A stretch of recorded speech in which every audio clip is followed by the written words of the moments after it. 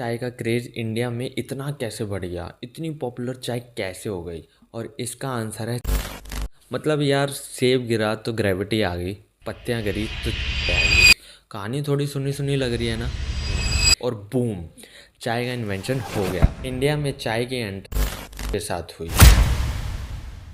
यार मुझे समझ नहीं आता कि जब इंडिया में लोग बीमार पड़ते हैं तो वो रिकवर कैसे करते हैं, क्योंकि रिकवरी के लिए क्या चाहिए होता है? White blood cell in blood. Indians के अंदर ब्लड नहीं बहता, इनके अंदर बह रही होती है चाय। पूरी दुनिया चाय की दीवानी है, लेकिन जिस तरीके से ये लोग चाय के दीवाने हैं, ऐसे लोगों को दीवाना नहीं, नशेड़ी कहा जाता है। अब सुबह उठना है तो चाय, रात को सोना है तो चाय, सर दर्द हो रहा है तो चाय, नींद नहीं आ रही है तो चाय, टट्टी नहीं आ रही है तो चाय।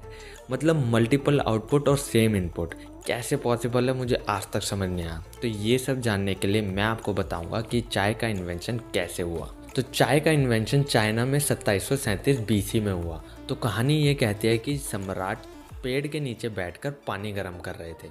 कहानी थोड़ी सुनी सुनी लग रही है ना?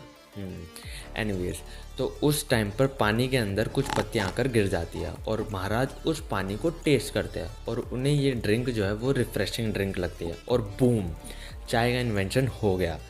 मतलब यार, सेब गिरा तो ग्रेविटी आ गई, पत्तियां गिरी तो चाय आ गई।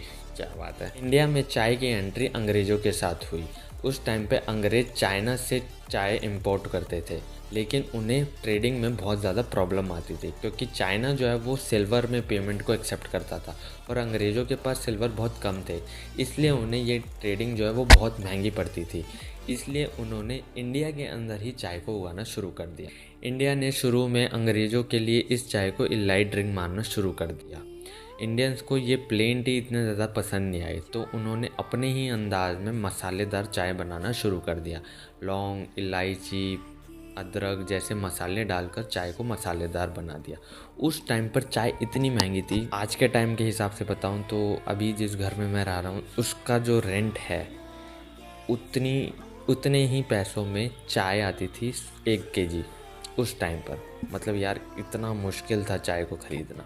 फिर हम लोगों ने किया जुगाड़, जो कि हमारी सबसे ज़्यादा फेवरेट चीज़ है। तो इंडियंस ने चाय के अंदर चाय की क्वांटिटी को कम कर दिया, दूध और पानी, चीनी, इन सब की क्वांटिटी को बढ़ा दिया, जिससे चाय जो है वो और भी ज़्यादा टेस्टी और अफोर्डेबल बन गई। अब इस चाय का क्रेज़ इंडिया में इतना कैसे बढ़ गया, इतनी पॉपुलर चाय कैसे हो गई? और इसका आंसर है चाय वालाज। हाँ, इन्हीं लोगों ने चाय को फेमस किया इंडियंस के बीच।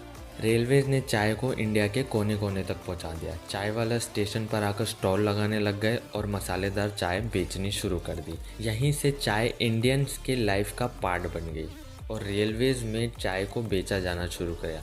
तो जब लोग ट्रैवल करते थे तो वो सुबह उठते थे तो उन्हें चाय मिलती थी, रात को सोते थे तो चाय मिलती थी, और अगर कोई खाली बैठा है तो भी वो चाय पी लिया करता था। और ये आदत घर घर तक पहुंच गई और चाय इंडियंस की लाइफस्टाइल का पार्ट बन गया। तो अब आप समझ चुके होंगे कि चाय जो है वो एक मोमेंट में तैयार नहीं हुई, इसका एक बहुत लंबा सफ़र है जिसमें ग्लोबल हिस्ट्री, कॉलोनियल इन्फ्लुएंस और इंडियंस की क्रिएटिविटी का तड़का है। आज हर एक इंडियन के लिए चाय का मतलब है एक अलग लेवल की हैप्पीनेस।